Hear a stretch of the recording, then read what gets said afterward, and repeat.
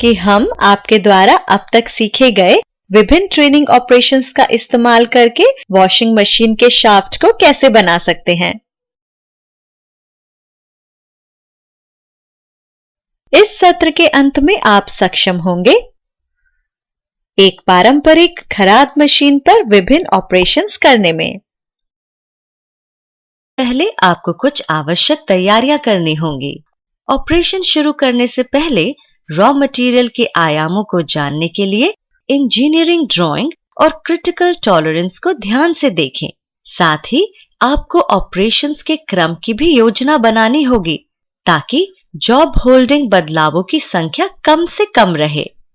एक mild steel rod जिसका व्यास 50 millimetre हो और लंबाई 180 मिलीमीटर हो उसे काम में लें। ये सुनिश्चित कर लें कि जिस रॉड का आप इस्तेमाल कर रहे हैं उसके आयाम अंतिम पीस के आयामों से अधिक हों। वर्कपीस को पूर्ण करने के लिए आपको जिन औजारों की जरूरत होगी उन्हें अलग रख लें। जिन औजारों की जरूरत होगी वे हैं boring tool, external thread cutting tool, external groove cutting tool,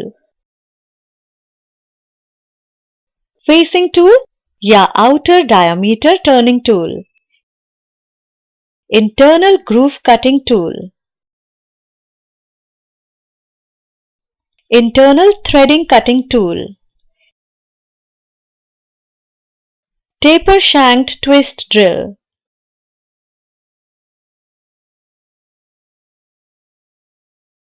general purpose carbide मापक उपकरणों और गेजेस को भी तैयार रखें। इस वर्कपीस को एक या आउटर डायमीटर बनाने के लिए आपको निम्न की आवश्यकता होगी। इंटरनल ग्रूव कटिंग टूल,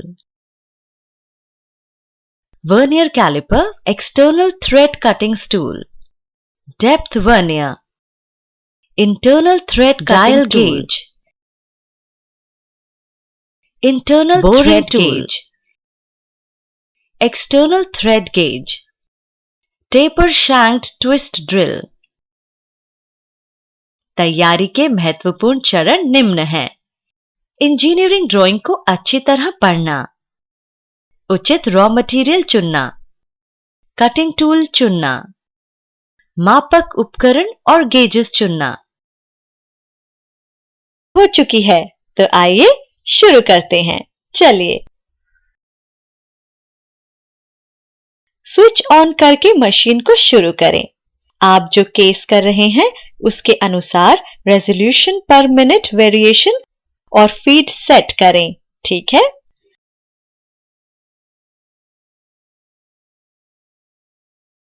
अब ये जांचने के लिए कि कहीं कैरिज कम तो नहीं है उसे आगे पीछे हिलाएं।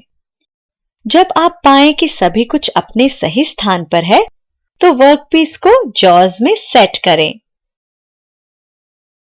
एक चौक से वर्कपीस की उस लंबाई पर निशान लगाएं जो चक जॉज के बाहर रहेगी। रॉ मटेरियल के लिए जगह बनाने के लिए चक जॉज को एडजस्ट करते हुए ऑपरेशन शुरू करें। इस खराद मशीन में 3 जॉ सेल्फ सेंटरिंग चक हैं। चक की से चक जॉज को फैलाएं। चक की सतह पर मौजूद किसी भी की होल में चक की डालकर घुमाएं। जॉज को पर्याप्त रूप से खोलें ताकि रॉ मटेरियल का व्यास उसमें आ सके। अनप्रोसेस्ड वर्कपीस को इस तरह माउंट करें कि चिन्हित लंबाई चक के बाहर रहे। ये सुनिश्चित करें कि वर्कपीस मजबूती से कसा गया है। अब टूल पोस्ट स्टैंड में एक आउटर डायमीटर कटिंग टूल रखें और कटिंग एज की ऊंचाई को टेल स्टॉक रिवॉल्विंग सेंटर की ऊंचाई तक एडजस्ट करें। आप टूल बिट की ऊंचाई को पच्चर द्वारा या टूल बिट के नीचे पैकिंग लगाकर समायोजित कर सकते हैं। इस तरह यहां हमने स्तर ऊंचा करने के लिए पैकिंग का इस्तेमाल किया है और आगे के समायोजन किए हैं। टूल की पकड़ बनाए रखने के लिए रेंच द्वारा बोल्ट को कसें।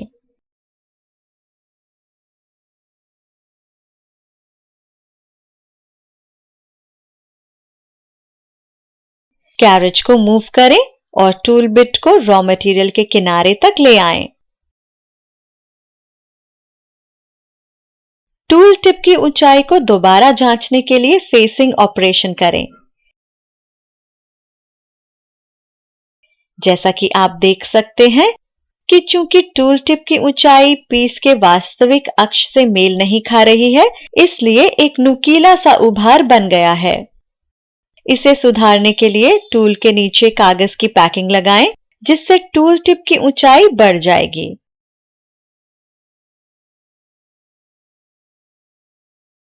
फेसिंग ऑपरेशन करें और दोबारा जांचें।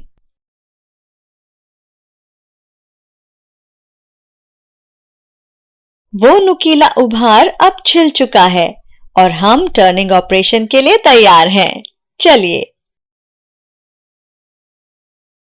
सेंटर ड्रिलिंग ऑपरेशन शुरू करें। टेल स्टॉक के हैंडल से टेपर स्लीव को पीछे खींचें। रिवॉल्विंग सेंटर को हटाएं और ड्रिल चक को लगाएं।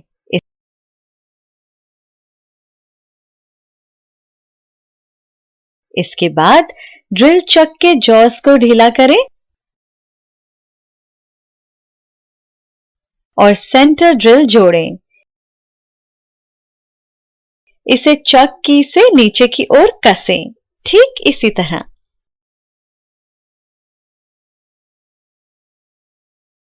अब आगे बढ़ते हैं। चलिए टेल स्टॉक को दोबारा स्थित करें, इस तरह। इस पर लगे बोल्ट को ढीला करने के लिए सी स्पैनर का इस्तेमाल करें। खराद पर इसे आगे बढ़ाने के लिए टेल स्टॉक को आगे धकेलें ताकि वो वर्कपीस के पास आ जाए। नट को उचित पोजीशन में लाकर कस दें। साइकिल की शुरुआत करें। वर्कपीस घूमना शुरू कर देगा। टेल स्टॉक का हैंडल घुमाएं ताकि सेंटर ड्रिल आगे की ओर वर्कपीस पर आ जाए। ओडी टर्निंग ऑपरेशन शुरू करें।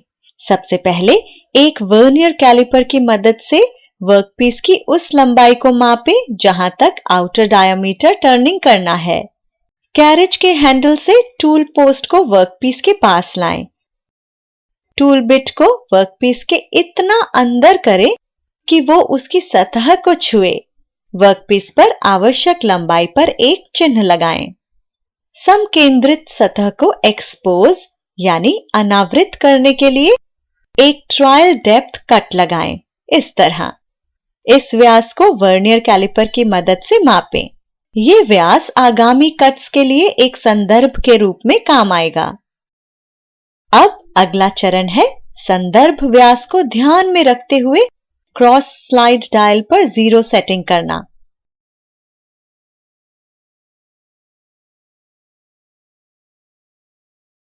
क्रॉस स्लाइड फीड हैंडल की मदद से टूल बिट को तब तक धीरे धीरे वर्कपीस में डालें जब तक वो उसकी सतह को नहीं छूती। ओडी टर्निंग ऑपरेशन जारी रखें। वांछित व्यास प्राप्त न होने तक आगे के कट्स करते रहें। निश्चित तौर पर आपको इन कट्स की योजना बनानी होगी ताकि अंतिम फिनिशिंग कट आपको सटीक वांछित व्यास प्रदान करे। अंतिम कट देने से पहले व्यास को वर्नियर कैलिपर की मदद से माप लें। यह सुनिश्चित करने के लिए कि सटीक लंबाई टर्न हो, एक डेप्थ वर्नियर का इस्तेमाल करें। इस स्तर तक की ऑपरेशन योजना पूर्ण होती है। आगे बढ़ें, वर्कपीस की साइड बदलें और वर्कपीस को चक की मदद से रीसेट करें।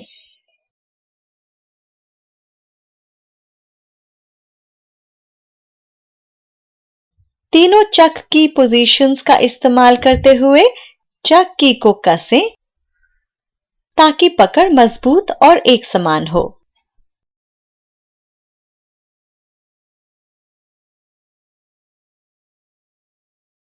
एक बार फिर फेसिंग ऑपरेशन करें।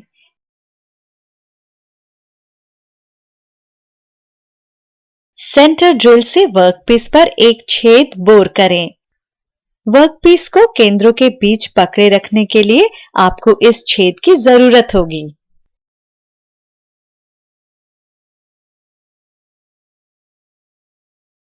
अब जैसा कि आपने पिछली सेटिंग में किया था, वर्कपीस का बाहरी व्यास टर्न करें।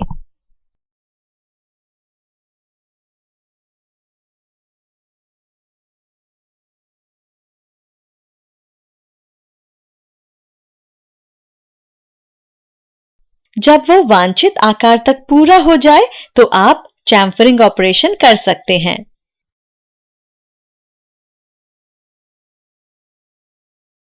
तीसरी सेटिंग के लिए आपको वर्कपीस को स्पिंडल और टेल स्टॉक के केंद्रों के बीच पकड़ना होगा। रिवॉल्विंग सेंटर को जॉज में कसें, इस तरह।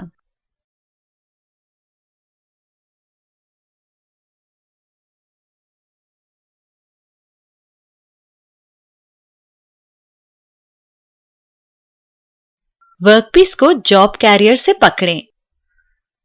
जॉब कैरियर को एलन बोल्ट से कसें और उसे स्पिंडल के निकटतम छोर की ओर क्लैंप कर दें। कैरिज गति को घूमते हुए चक से वर्क पर पहुंचा देगा।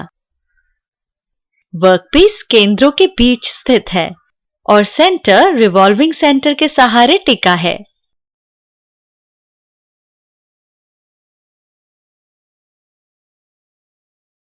अब वर्कपीस टेपर टर्निंग ऑपरेशन के लिए तैयार है। ओडी टर्निंग टूल को टेपर टर्निंग टूल से बदल दें। दोस्तों, ये याद रखें कि जब भी आप टूल बदलते हैं या वर्कपीस को रीसेट करते हैं, तब आपको ये सुनिश्चित करना होता है कि टूल टिप की ऊंचाई खराद के अक्ष की ऊंचाई से मेल खाए। ट्रांसफर स्लाइड को आवश्यक कोण पर सेट करें ताकि वांछित टेपर प्राप्त हो सके। ठीक है? इस केस में ये कोण 9.5 डिग्री का है, इसलिए हमने ट्रांसफर स्लाइड को 9.5 डिग्री पर मूव किया है ताकि वांछित टेपर प्राप्त हो सके। नट्स को कसकर स्लाइड को इस पोजीशन में लॉक करें। धीरे धीरे कट्स की गहराई बढ़ाने के लिए ट्रांसफर स्लाइड के ड्रम को तब तक बढ़ाएं जब तक आपको वांछित टेपर लंबाई प्राप्त न हो जाए।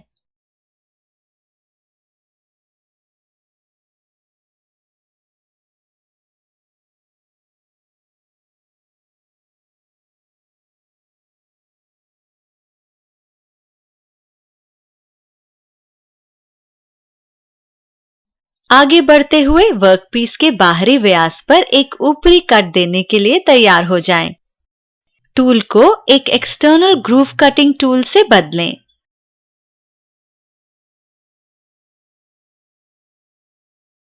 कार्बाइड टूल टिप की जगह एक हाई स्पीड स्टील टिप का इस्तेमाल करें, क्योंकि कार्बाइड टिप भुरभुरी होती है और प्लंज कट के दौरान आसानी से टूट सकती है।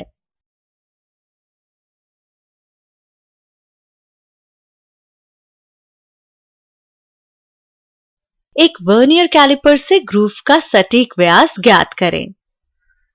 इस ऑपरेशन को तब तक जारी रखें जब तक आपको वांछित गहराई प्राप्त न हो जाए।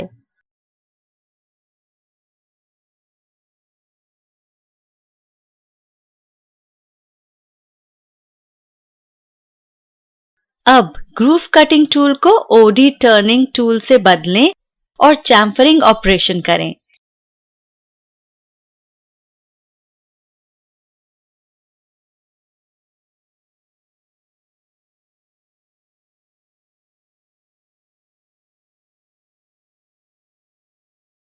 यहाँ टूल का कोण ऐसा है कि वो बाहरी व्यास को इस तरह काटता है कि किनारों पर 45 डिग्री का स्लोप बनता है और एक चिकनी फिनिशिंग प्राप्त होती है, इस तरह।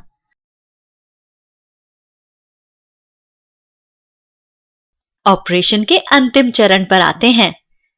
टेल स्टॉक को उसकी होम पोजीशन पर लाते हुए वर्कपीस को बाहर निकालें। चक जॉज में से रिवॉल्विंग सेंटर हटाएं और जॉब कैरियर को वर्कपीस में से निकालें। वर्कपीस को दोबारा सेट करें और सुनिश्चित करें कि वो मजबूती से कसा गया है।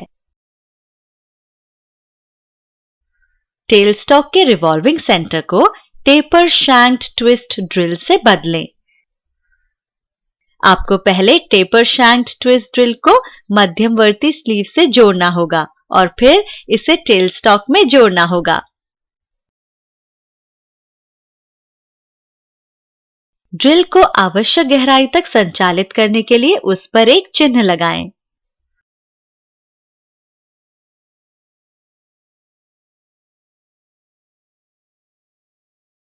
खराद को शुरू करें और वर्कपीस में तब तक ड्रिल करें जब तक आपको वांछित गहराई प्राप्त ना हो जाए।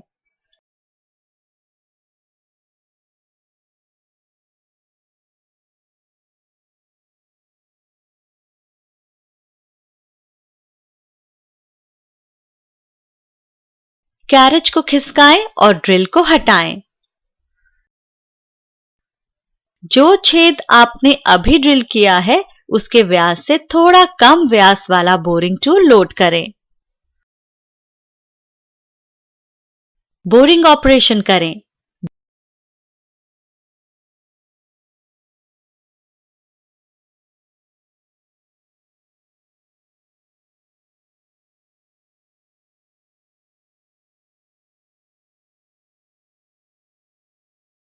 बोरिंग ऑपरेशन में बाधा बनने वाली चिप्स को निकाल दें और बोरिंग जारी रखें।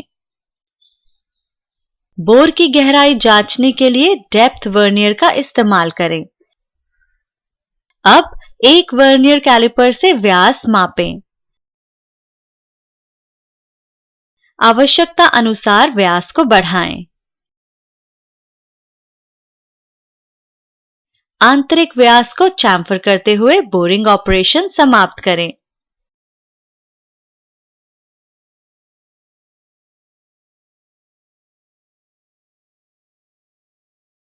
बोरिंग टूल को एक इंटरनल ग्रूव कटिंग टूल से बदल दें। इंटरनल ग्रूव कटिंग टूल को सही तरह से स्थित करने के लिए आपको टूल टिप का स्पर्श करना होगा और उसे फीड करना होगा। वांछित गहराई तक प्लंज कट दें।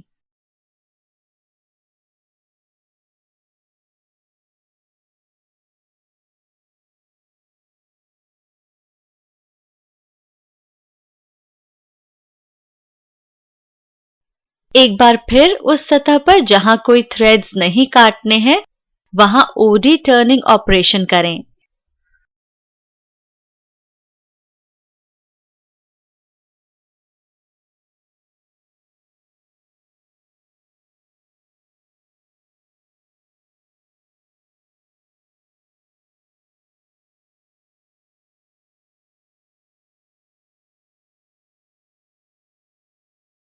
चैम्फरिंग ऑपरेशन करें और थ्रेडिंग ऑपरेशन के लिए तैयार हो जाएं।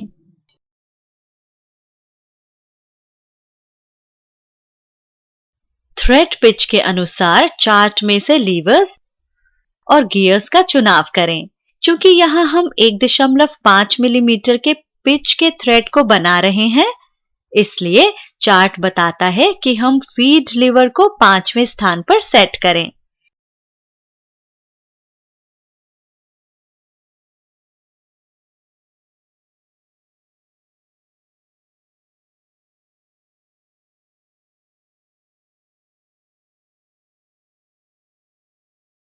गियर ट्रेन का उच्चतम गियर जिसमें 24 दांते होते हैं उसे इस्तेमाल करें।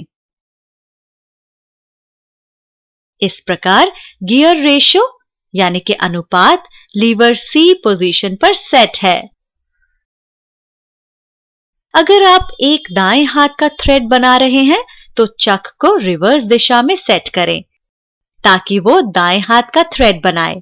ऐसा करने से टूल घड़ी की सुई की उल्टी दिशा में काट पाएगा। इंटरनल ग्रूव कटिंग टूल को इंटरनल थ्रेड कटिंग टूल से बदलकर इंटरनल थ्रेडिंग ऑपरेशन की शुरुआत करें।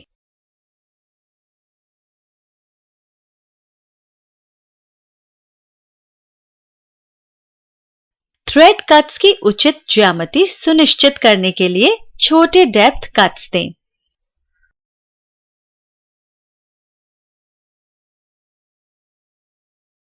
जब आप कट की वांछित गहराई प्राप्त कर लें, तब जियो और नो गो थ्रेड गेज का इस्तेमाल करें और थ्रेड की गुणवत्ता को जांचें।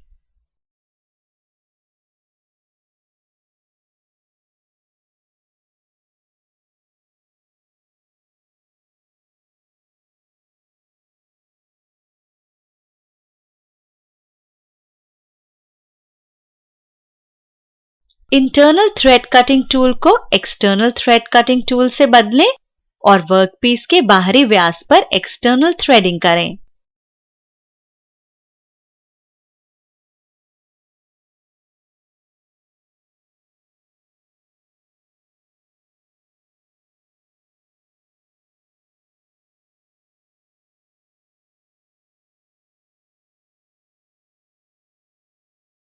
एक उपयुक्त पिच गेज द्वारा थ्रेड पिच को जांचें।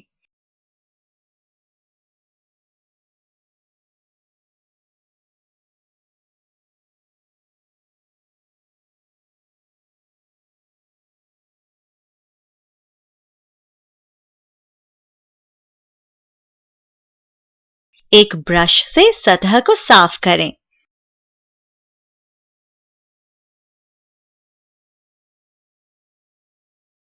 एक एक्सटर्नल थ्रेड गेज रिंग से एक्सटर्नल थ्रेड कटिंग को जांचें।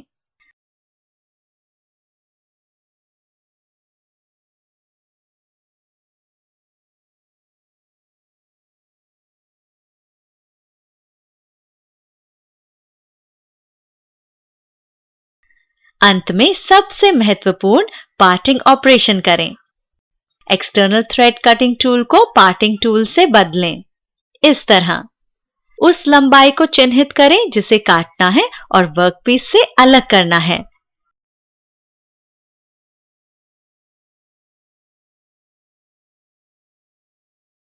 वर्कपीस के किनारों के चारों ओर ओडी टर्निंग टूल से इंटरनल और एक्सटर्नल चैम्फरिंग करें।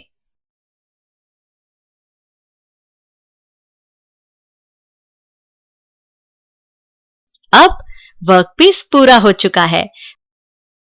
फिनिश्ड वर्कपीस को निकालें।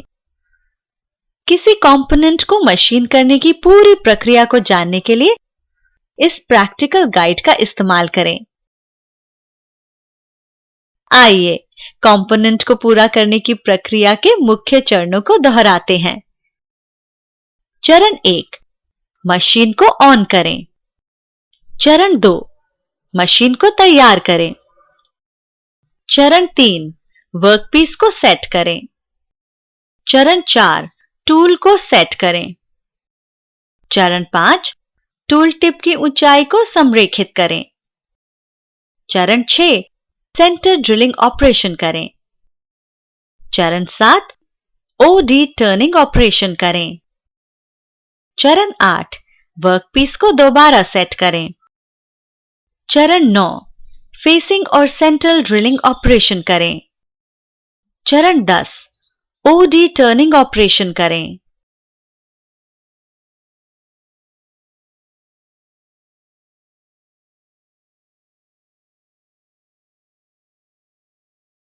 चरण 11, चैम्फरिंग ऑपरेशन करें।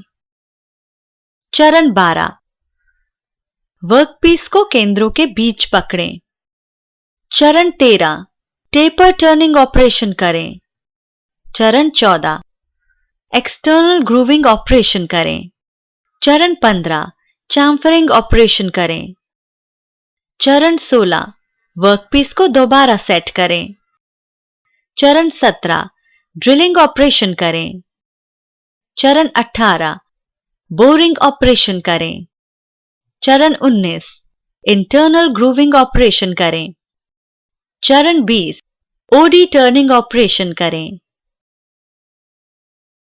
चरण 21, इंटरनल थ्रेडिंग ऑपरेशन करें। चरण 22, एक्सटर्नल थ्रेडिंग ऑपरेशन करें। चरण 23, पार्टिंग ऑपरेशन करें। चरण 24, चैम्फरिंग ऑपरेशन करें। करने के लिए ऑपरेशन के आरंभ में इंजीनियरिंग ड्राइंग को ध्यान से पढ़ लें। आयामों और क्रिटिकल टॉलरेंस को ध्यान में रखें। उचित रॉ मटेरियल का चयन करें। आवश्यक कटिंग टूल्स और मापक उपकरणों को तैयार रखें। ऑपरेशन के क्रम की योजना बनाएं और उसे लिख लें। मशीन को ऑन करें और होम पोजीशन सेट करें। कैरेज, क्रॉस स्लाइड और ट्रांसफर स्लाइड का मूवमेंट जांचें। वर्कपीस को सेट करें। टूल टिप की ऊंचाई की सेटिंग्स जांचें। वो सामग्री जिसे काटना है उसे चक जॉज में रखें। क्रम के अनुसार ऑपरेशंस करें। सेंटर ड्रिलिंग और आउटर डायामीटर का अगला ऑपरेशन करें। जीरो सेटिंग करें। केंद्रों के बीच टर्निंग, ओडी टर्निंग ऑपरेशन करें। वर्कपीस को पकड़ने के लिए जॉब कैरियर का इस्तेमाल करें। वर्नियर कैलिपर से आयामों को मापें। टेपर टर्निंग के लिए तैयारी करें। कोण की गणना करें। बाहरी व्यास पर एक स्पर्श यानी कि स्किन टच कराएं। External groove cutting, boring, internal groove cutting जैसे ऑपरेशन करें। ओडी टर्निंग करें और बाहरी व्यास पर थ्रेडिंग के लिए तैयारी करें। इंटरनल और एक्सटर्नल दोनों थ्रेडिंग ऑपरेशन के लिए तैयारी करें। पार्टिंग ऑपरेशन करें। वर्कपीस की अंतिम फिनिशिंग करें। वर्कपीस को निकालें।